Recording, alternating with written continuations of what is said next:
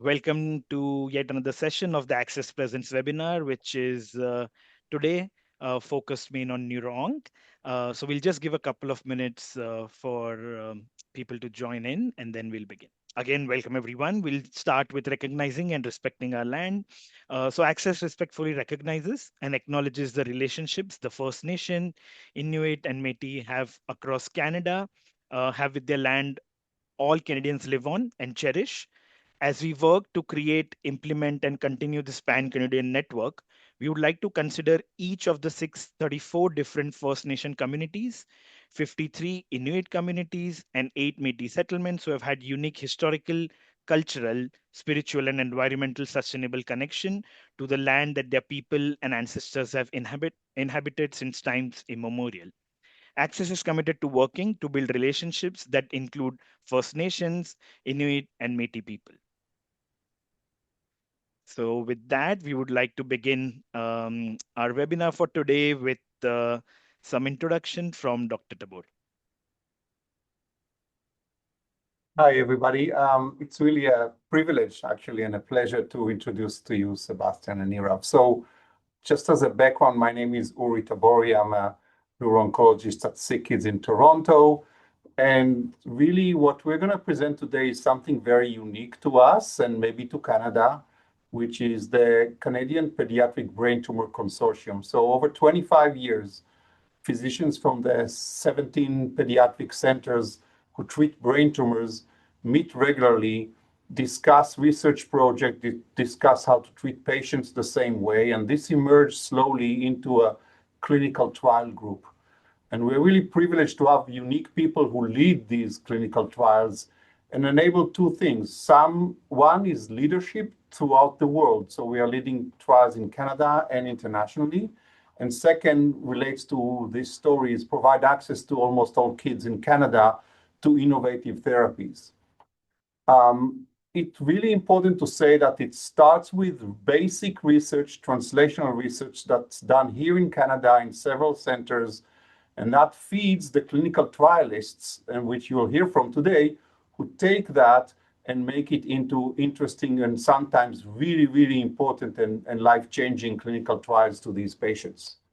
So today, you'll hear from Dr. Sebastian Perlot, who is actually a clinical trialist and a neurologist and a neuro-oncologist from Montreal, who already finished one amazing targeted therapy trial, and he's doing the second one as of now. And the second is Dr. Nirav Thacker from Ottawa, who is, again, a neuro-oncologist, a part of the group, and emerged as a leading new clinical trialist who leads a beautiful clinical trial throughout Canada and actually internationally. So it's a huge pleasure to let these people talk to you today and actually inform you about the huge role of ACCESS in enabling these trials and access to patients in Canada. Thank you.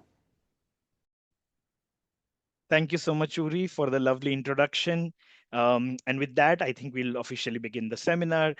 Because today we are focusing main on pediatric low-grade gliomas and highlight how we have had transformational changes over decades in this, including now how we are leading, not only participating, but leading clinical trials internationally from here in Canada.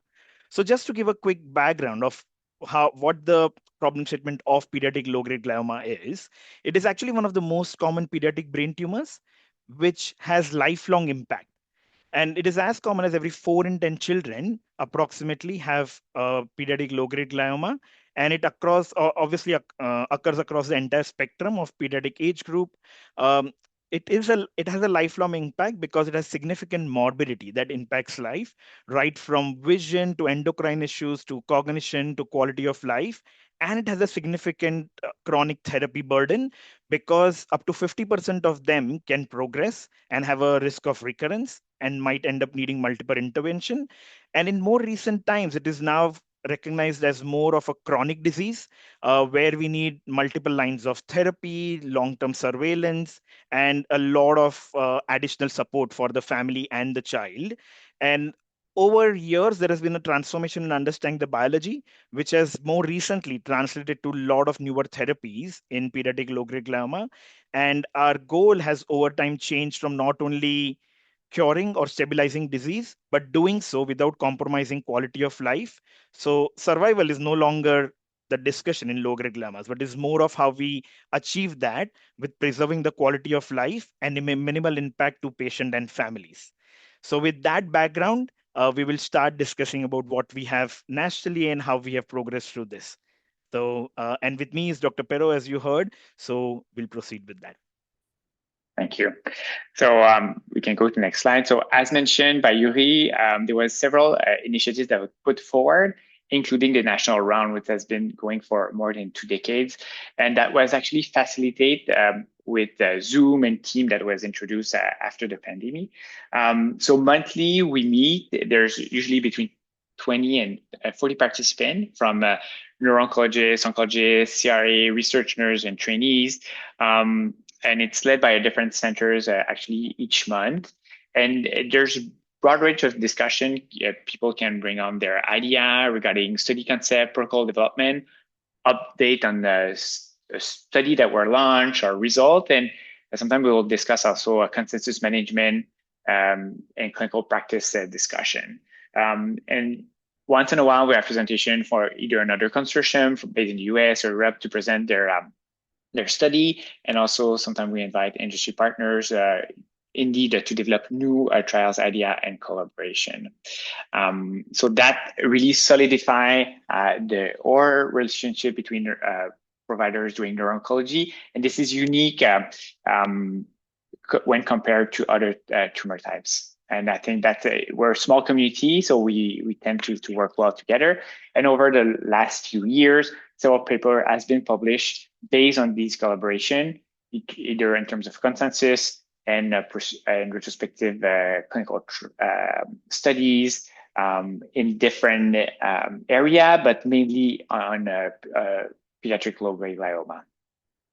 Next slide. And there was several study based on retrospective chart review, MRI that were launched.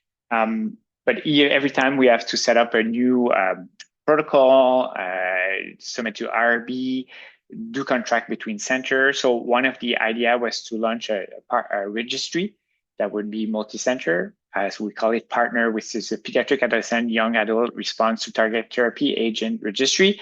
So it's just right now retrospective study looking at patients that did either receive or could have received targeted therapy. Currently, we're focusing on pediatric low-grade glioma, including NF1, but also plexiform. And the goal is to collect real-world evidence on the efficacy and duration of response with targeted therapy, look at toxicity and tolerance of these new agents. But we know that right now it's still limited because it's retrospective, but we're planning to do a prospective longitudinal follow-up to align with HTA requirements. But that's something that we're able to launch, giving our relationship and discussion based on these monthly national rounds. And so far, there's about 150 patients that have been enrolled. It's open in 7 sites. And more than 80 patients with the targeted therapy have been collected. So that's going to inform us about the indeed efficacy and toxicity for these patients. So that was one initiative that to collect data of patients that were not been able to be on clinical trial. So next slides.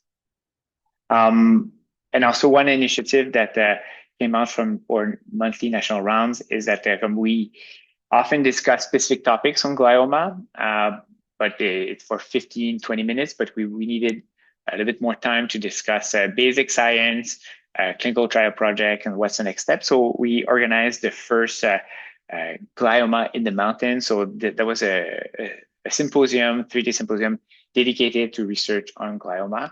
And it just happened last April, where more than 25 participants from all around the country, and again, from basic research background to more clinical.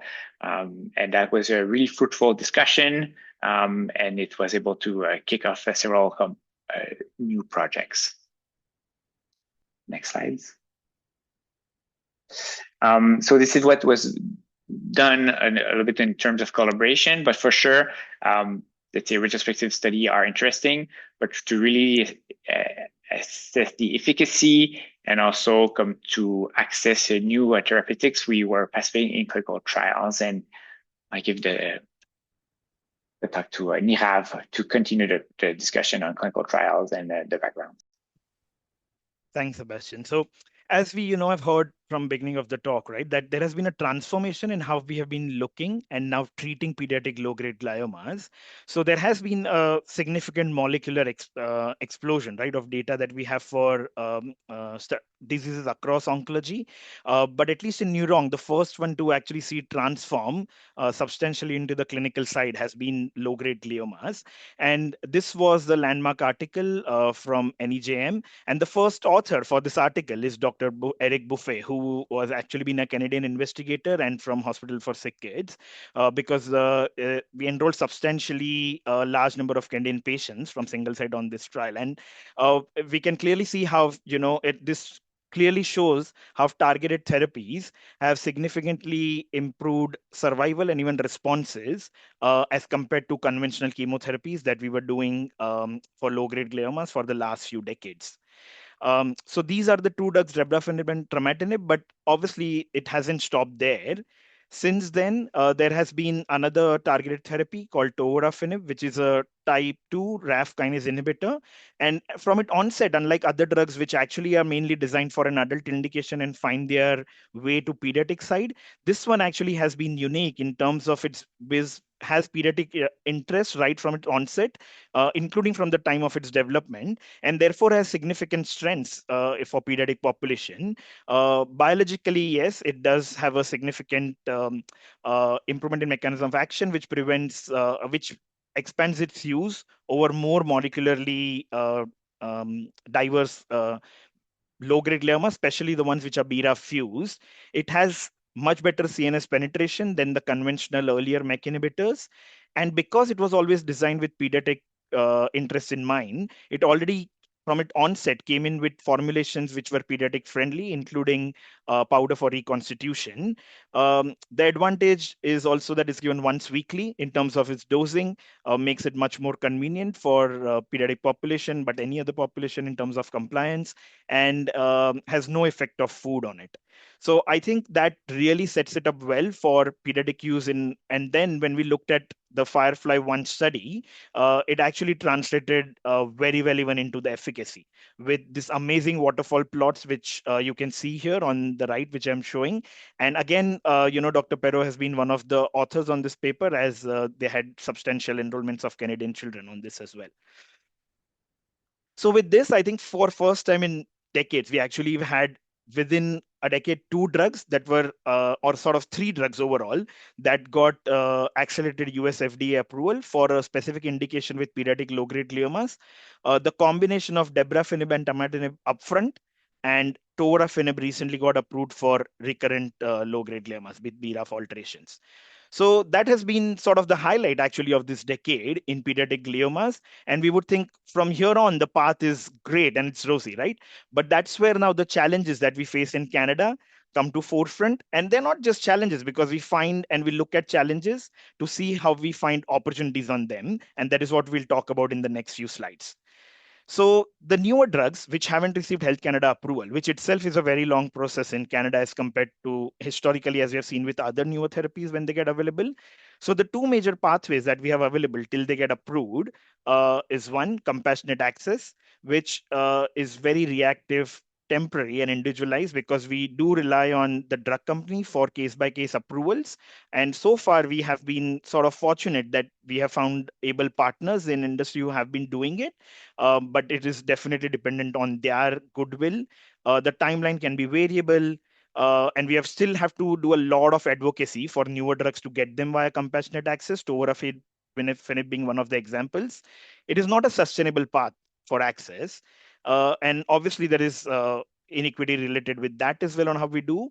And there is obviously limited data generation because the monitoring is not as robust as it happens when you're doing it on the trials. So the more sort of safe and responsible way, and also probably more sustainable way to get is with clinical trials, because obviously there's all the safety checks built in, and at least for the duration of the trial, the access to the drug is guaranteed in most cases, and it also does it, as we said, right, in trials in a more safe and a responsible manner with all the checks built in.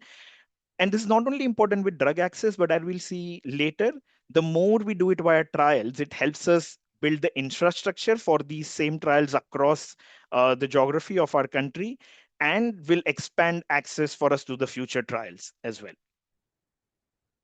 And then comes the second challenge that we have had. And this is actually the Canadian data, as you can see, which is showing the enrollment of patients in clinical trials from over 2 decades. And as you can see that it has been a median of almost 5% or less than 5%, with actually declining over the last decade from a peak of 13% enrollment.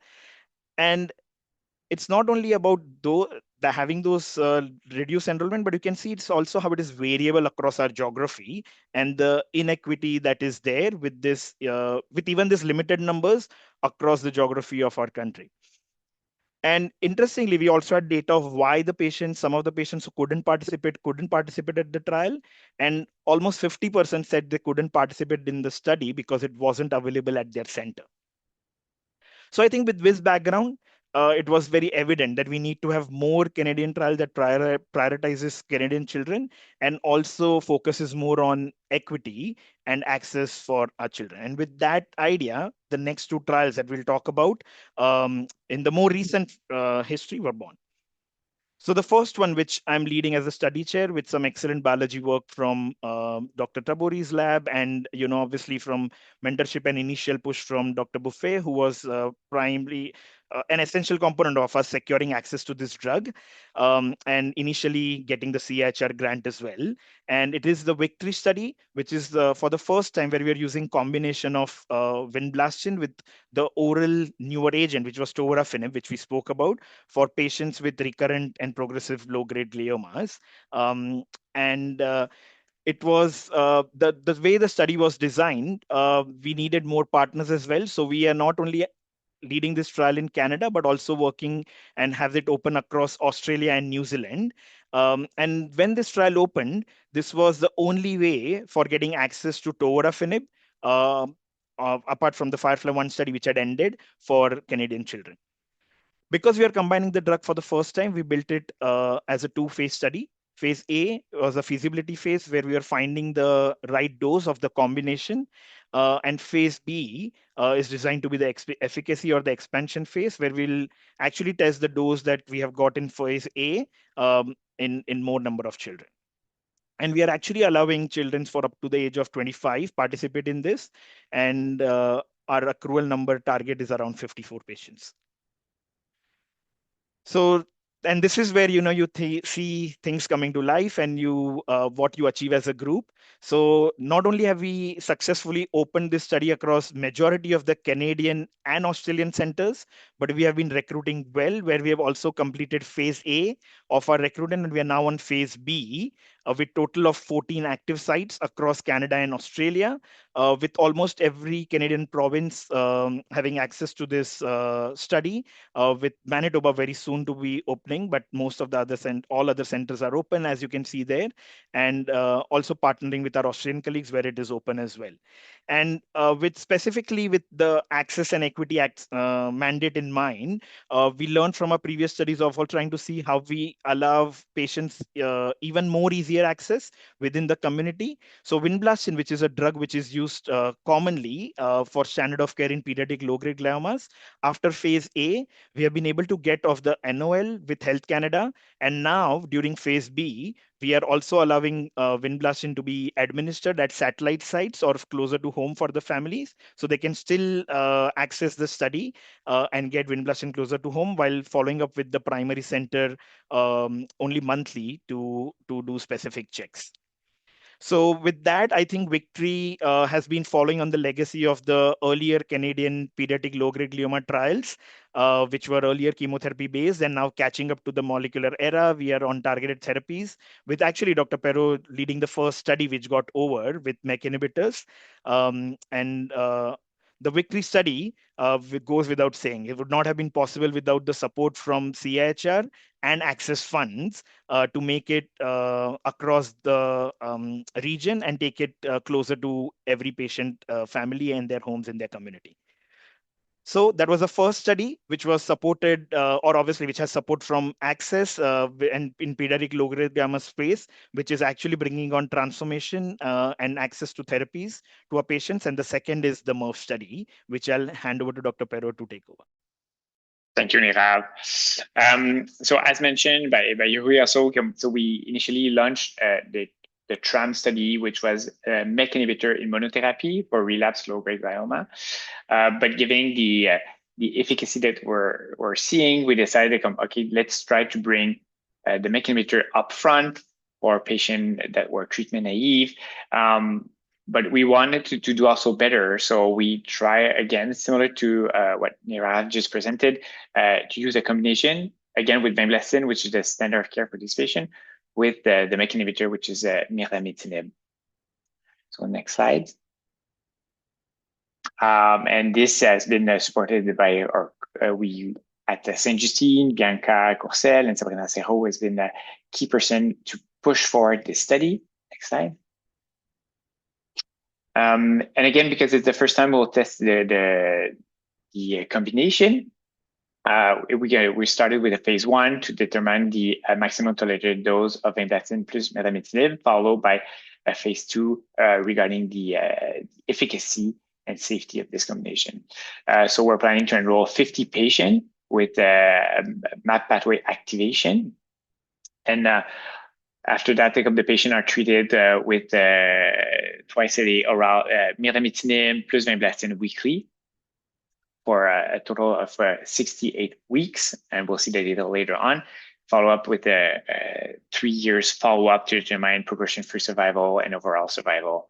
And it's important to keep up the long-term follow-up to really determine the efficacy of this treatment, to see if after treatment there's a rebound, regrowth, and better assess what's the long-term outcome of this patient.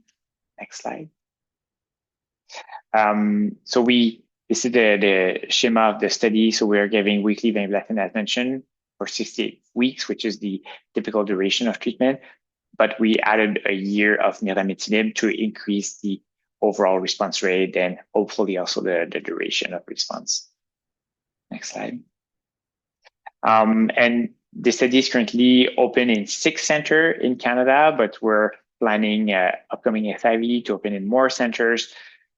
In total, between 10 and 12 centers will be open through Canada from coast to coast, and possibly eventually in Australia and New Zealand too, to increase the accrual of patients. But it's been an ongoing collaboration with all these centers. And similar to Victory, this study was also supported by ACCESS, which really helped to launch and finalize a study opening. Also CHR, Saint-Justine has been involved, and there's also support from la Fondation de Recherche Pédiatrique. Several collaborators, including Dr. Taboury, Dr. Hawkins at CKID, Dr. Elizam at Saint-Justine, Anne Lesage in Radiology at Saint-Justine, and Dr.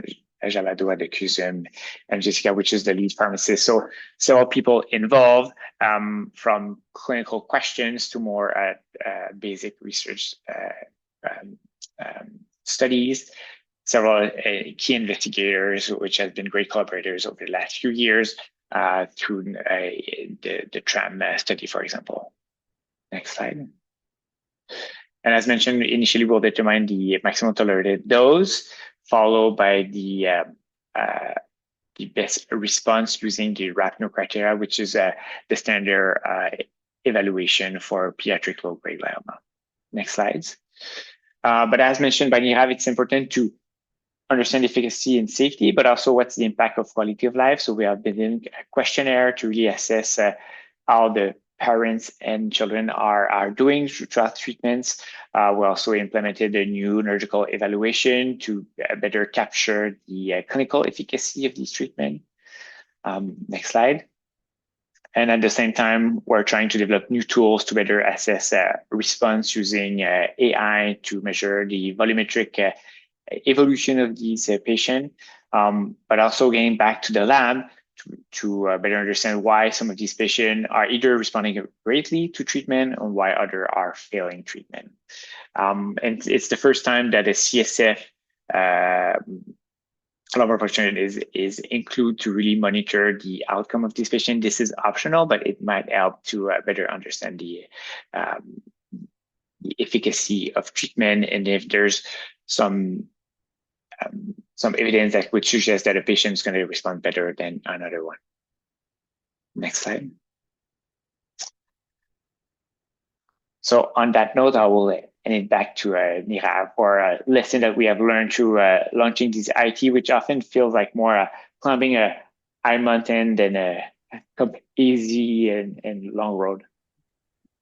Thanks, Sebastian. Yes. And again, these two slides, me and Sebastian will sort of jointly talk to you about our experiences and the challenges, which are there currently in our infrastructure nationally at institutional levels and also systematically what we encounter, because it's not as Sebastian said, right? It's like climbing a mountain. It's a big task with actually, significantly lesser academic reward, which currently in most academic centers, the output is by the publications, and a good clinical trial will take 4 to 5 years to finish, and then, a few more years to get it published. And therefore, the academic outcome in terms of the current conventional pathways of recognition are not there, and the effort is quite significant.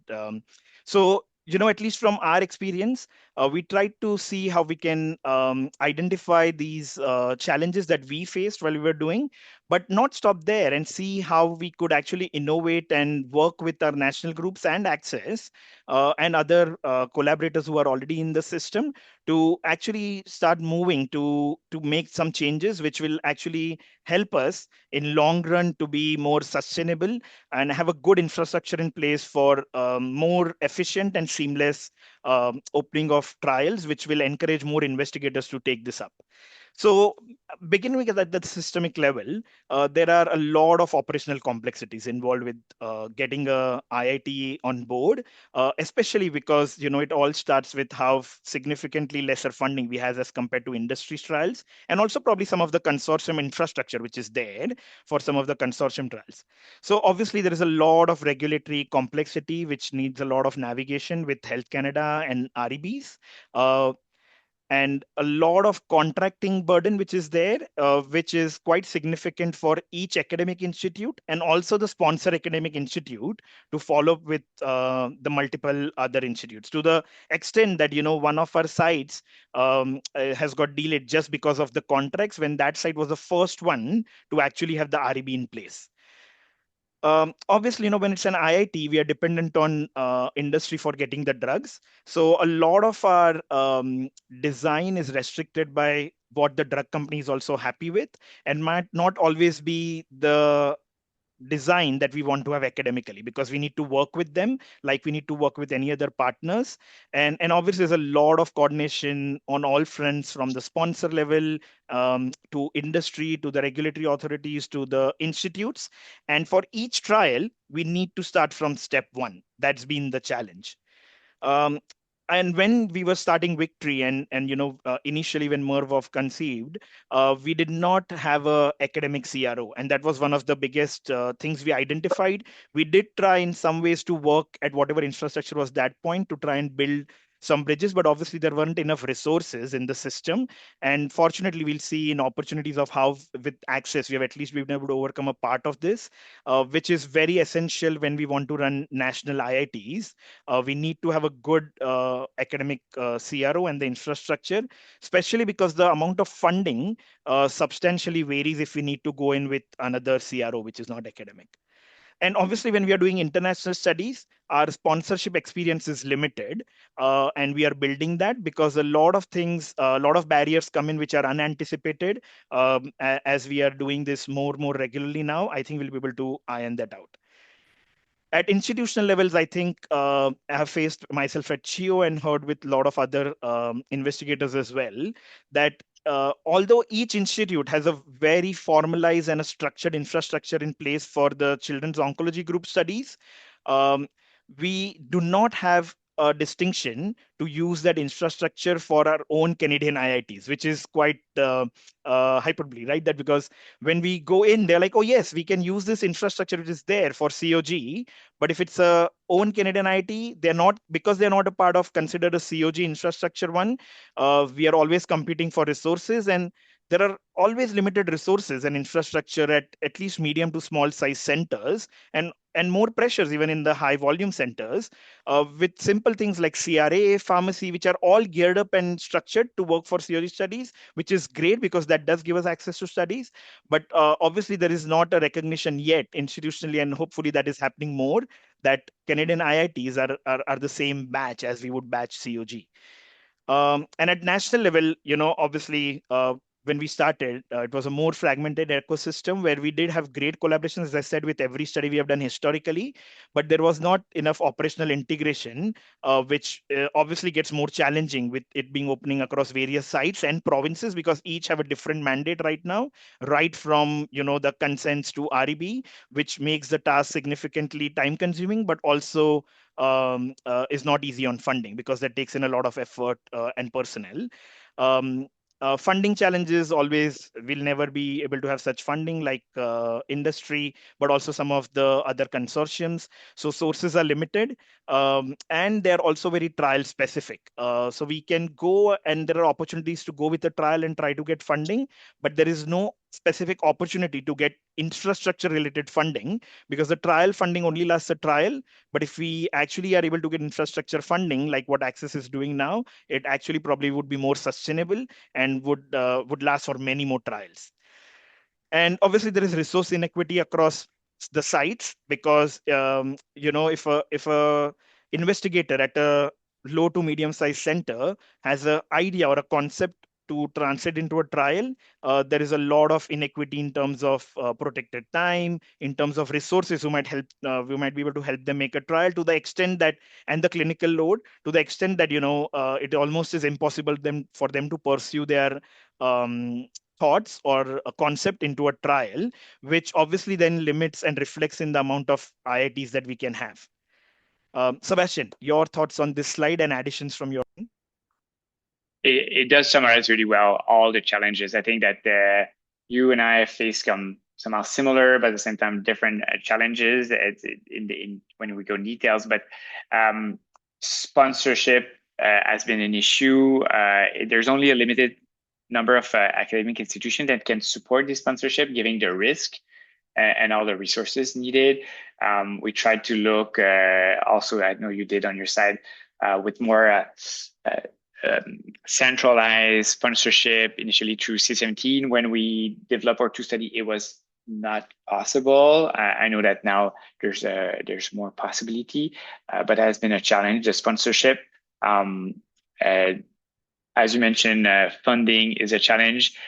Often it's just going to cover a part of the study, so we need to pull multiple sources of funding to make it happen. But still, if you look at like the patient costs per institution, what we provide in terms of patient fee often doesn't cover all the costs associated with the study.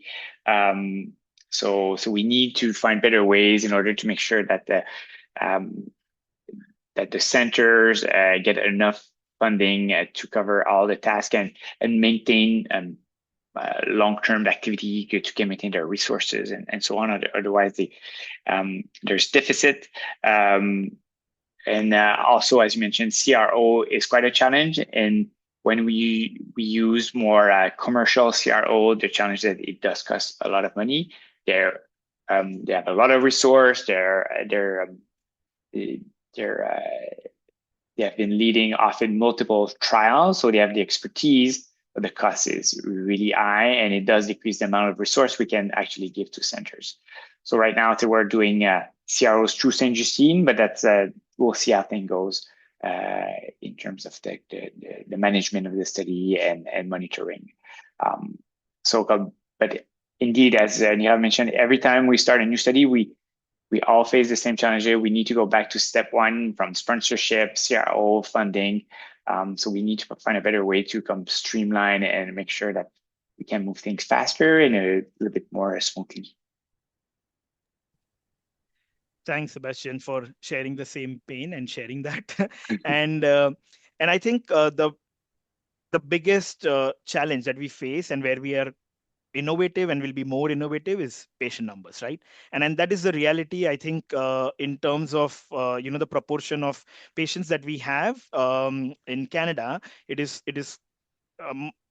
quite, in terms of actual numbers, it is not that attractive to industry or consortium to first come to Canada.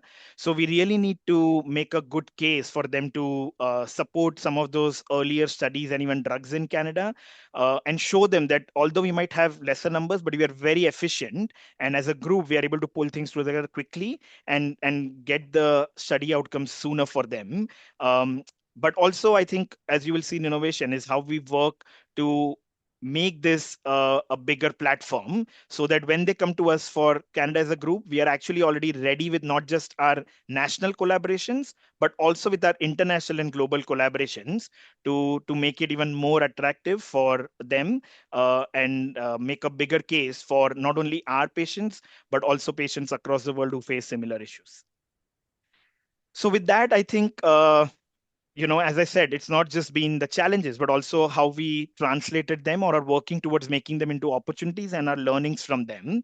So I think the topmost priority, as probably you heard from both me and Sebastian, is how we actually have a sustained academic CRO infrastructure that supports majority of the steps of the trials. And I think with more recent studies, and specifically because it has been one of the ventures supported by ACCESS, I think it's very apt to mention it here. And C17 is the decrypt study, which is actually using this model, and probably this is the one we are using in a very academic IIT for the first time, as of how C17 and ACCESS jointly, with C17's infrastructure and expertise over years, is now actually working more like a CRO/sponsor for decrypt study, which is ongoing nationally right now.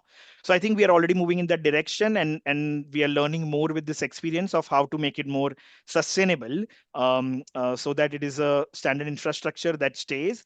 How do we have shared operational infrastructure with all the common tools? Like we said, every time we start from step one, how can we have few templates? How can we have systems and processes in place that that new study wants to come can directly access and not always go from step one? And mentorship and workforce development, right? That how not only limit the pool of clinical trialists, but for those investigators who had a concept, but because of the challenges they faced and the lack of experience at the center, who could never actually uh, run or be a PI for trial, how do we help them nationally with the shared collaborations and experiences to do this, so that it is much easier for them to take this up? And I think, again, that initiative with ACCESS through Clinical Trials Incubator is paying special attention to those two things, which is shared operational infrastructure and mentorship and workforce development, of how do we actually get early trial concept development support, help them with the entire writing of the trial protocols, designing the studies, helping with the accessory documents needed for the trials, doing the feasibility and operation readiness, and help them support take that concept into a trial to be eligible for grant funding. And as you said, like global, we can actually first focus on institutional support. That every institute actually has a good infrastructure in place to support IITs, which conventionally, because we didn't have too many Canadian IITs, were always COG. But what's happened is that it's got more of the name like COG rather than IIT support. And I was glad that at least at CHIU, and I'm hearing from other institutes as well, that we could make that case that, it's an investigator-initiated study, and probably even a priority because it's by Canadian investigator for Canadian patients, with Canadian interests in mind. So we should be able to use similar pathway or infrastructure that each institute actually currently has for COG studies. Especially, I think it is much more important now than before with the changes that we are all seeing happening across the south of the border, even with COG and other consortium trials access, which we earlier had and now is getting more and more limited. um, Global collaborations, I think, with our numbers is the key. And we are, as you know, we shared that for Victory and upcoming for MERV, we already have partnered and have the sites open across Canada, Australia, and New Zealand. And one of the other high-grade glioma studies, we have also gone to low and middle income countries like India and Jordan.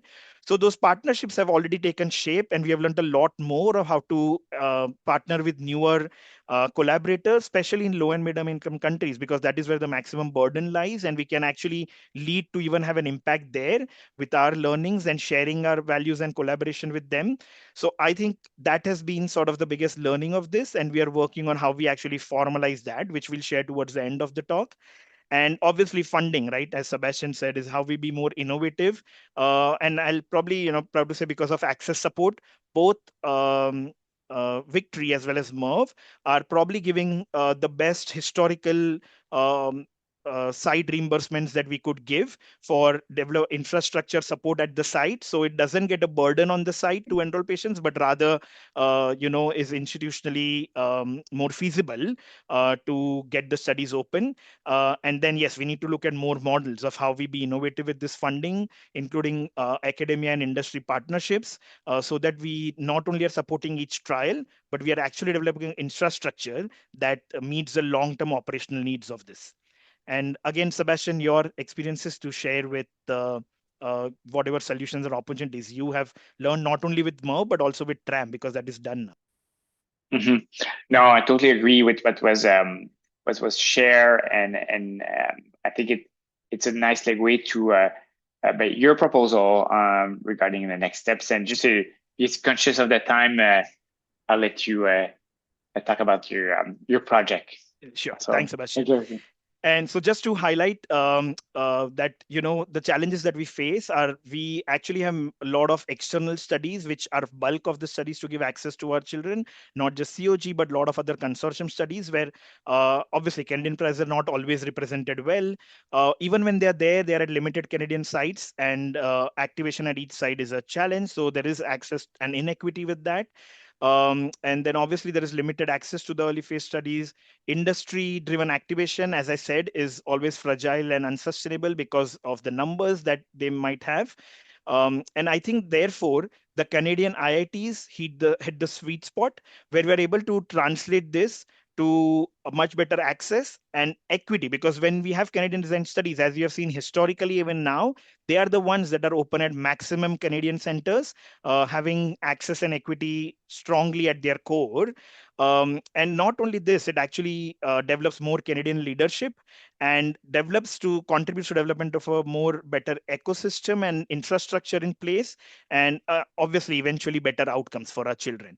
So I think Canadian IITs are not just studies, but they're a strategy for stronger and more equitable and innovative future for children with cancer, not only in Canada, but globally. And that is where our next moonshot project is heading towards, which is development of this consortium, which is a global consortium led from Canada called Inspire, which it truly should be an international network for strengthening pediatric oncology research and equity, with our partnership and collaborations across Canada, Australia, New Zealand, India, Jordan, Hong Kong, and Brazil together, which will contribute to almost 1.8 billion base of population, which is almost 5.5 times US population, with low and middle income country representation, where 80% of the pediatric oncology global burden lies. And there we'll not only have impact for us, but globally.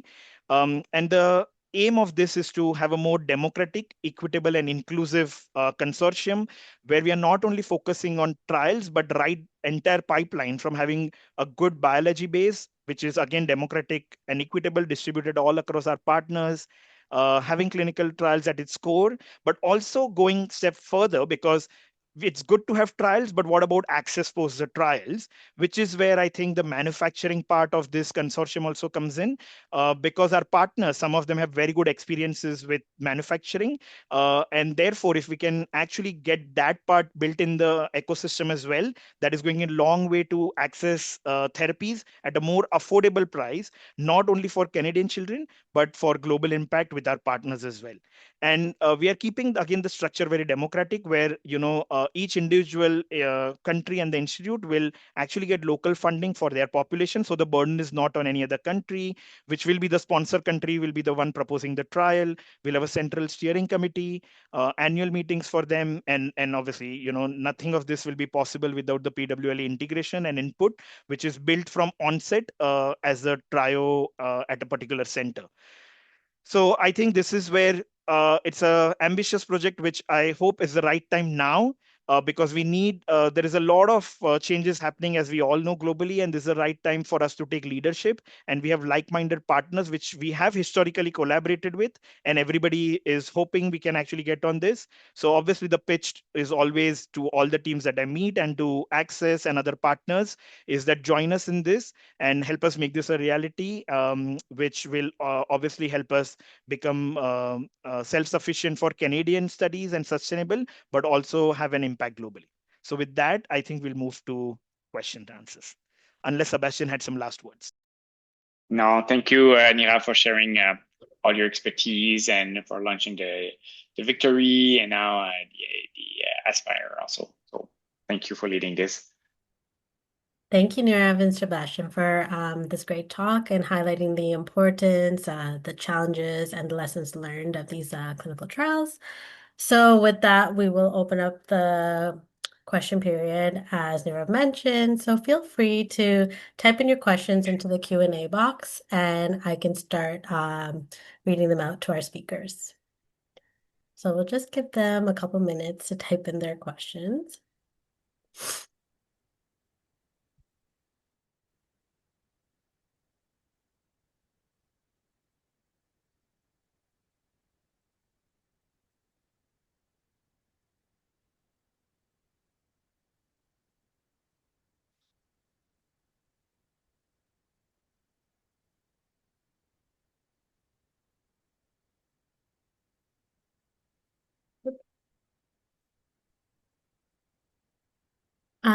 So our first question is for both Nirav and Sebastian. What do you think the ideal model for national IITs would be if we had the money? I think that ideally they would become one centralized sponsor with CRO and with the structure also to negotiate contracts. Because then we can build on the expertise of that group. So as mentioned by Nirav, if someone from, let's say, a smaller institution, medium to small, have an idea, which they often have, they can go to that centralized work for the proposal, get funding, get the support, and once the study is launched, to work with Health Canada and then start the monitoring. So it would be the ideal scenario I would say.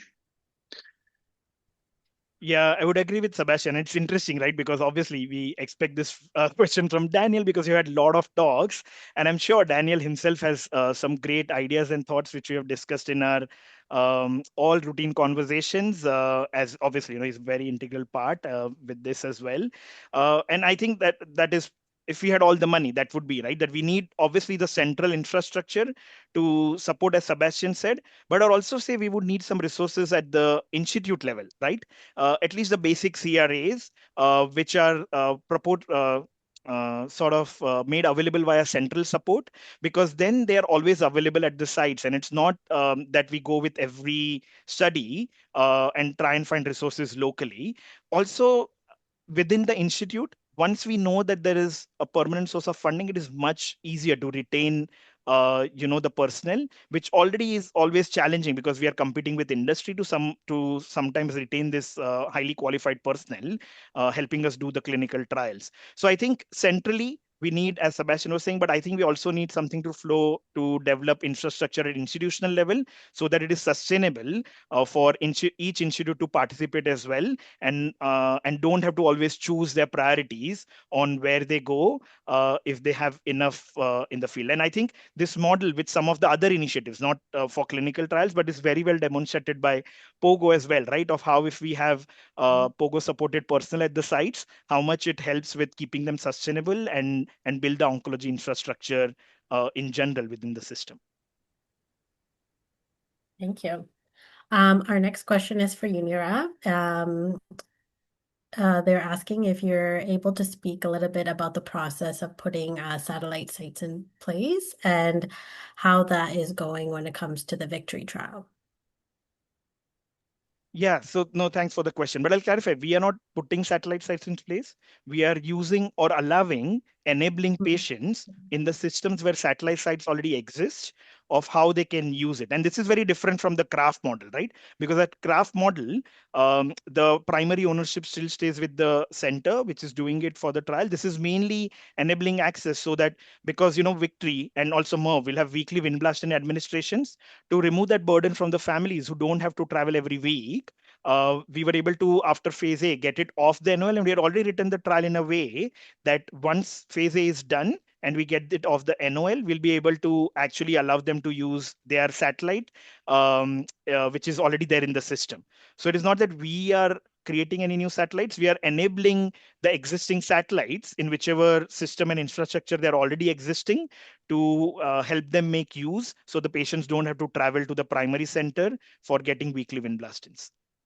And we had learned this from experience with the past study, which was Vinblastine and bevacizumab, which was the last study for low-grade gliomas, where we did hear from a lot of sites and patients that traveling just to get Vinblastine, which if in other scenarios, standard of care they could have got at a satellite center, to then travel all the way to the primary center was obviously adding a burden, and in some cases, making it challenging for patients to enroll for the study.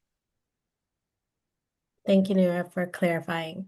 The next question is, considering that tovorafenib is approved in the US, what can we do to help Canadian kids get access easier?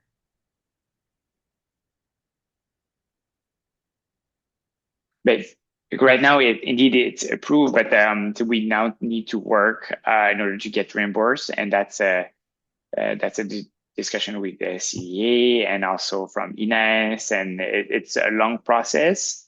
Often we're implicated with either the provincial reimbursement partners or the pharma in order to come at least give more scientific and clinical experience, so they can take better decision on what is reimbursed or not. So right now it's more on the reimbursement side that it's challenging rather than the approval from Health Canada. Yeah, and just to add to that, right? I mean, yes, conventionally, we all recognize, that there are strengths and challenges with every system and how robust Health Canada is, but also it slows down the process whenever we get the newer drugs.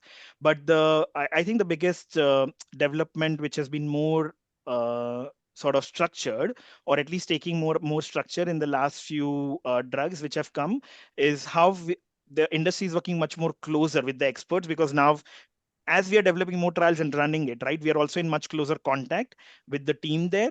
And as Sebastian was very closely involved with Firefly One, obviously it works to develop those partnerships with the industry for tovorafenib, and there's a much closer communication with the clinical team to help support, which indirectly also then gets a good involvement with our PWLEs, patient support groups, which is vital in how we actually put the case to regulatory authorities, which has been a classic pathway for DAB and TRAM, right? It has been a success, sort of almost a success story. We are almost there of how we were able to advocate and get dabrafenib and trametinib for Health Canada's pathway for approval. And I think a very big player in this historically has also been Pogo, who has been helping advocate a lot to get approvals for some of the earlier drugs as well.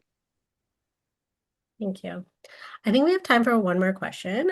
So this one is asking if either of you can speak a little bit about your Australia and New Zealand partners, how they came to be, and the benefits of this partnership.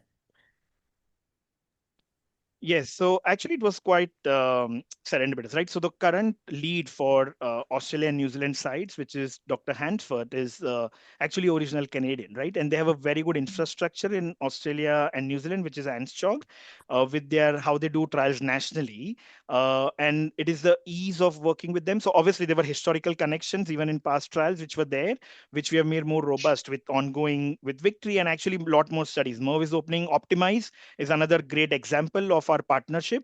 So they have a great infrastructure, and it is something on the lines of what we are proposing with Inspire, right? So they are so adept and so efficient with their national handling that we actually just need to collaborate with ANSCHOG and their national lead, and then rest of it is taken care of by ANSCHOG group, right? And their local infrastructure for the trial.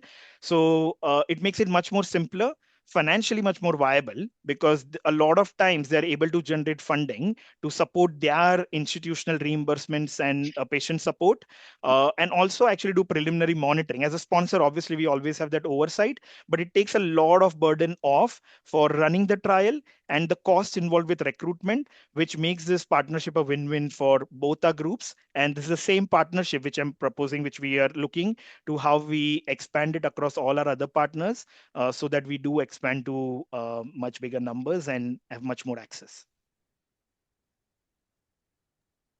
Thank you, Nirav and Sebastian, again for today's wonderful talk. And to all the listeners, we are going to drop a link for the survey in our chat. So feel free to fill that out after the seminar, just to give us a little bit of feedback about the talk and what to expect. Also, this talk was recorded and will be posted on the ACCESS website, so you can always go back to it to refer and email directly for any questions. Thank you again. Thank you. Have a nice day. Thank you, You too. everyone. Bye. Bye-bye. Bye.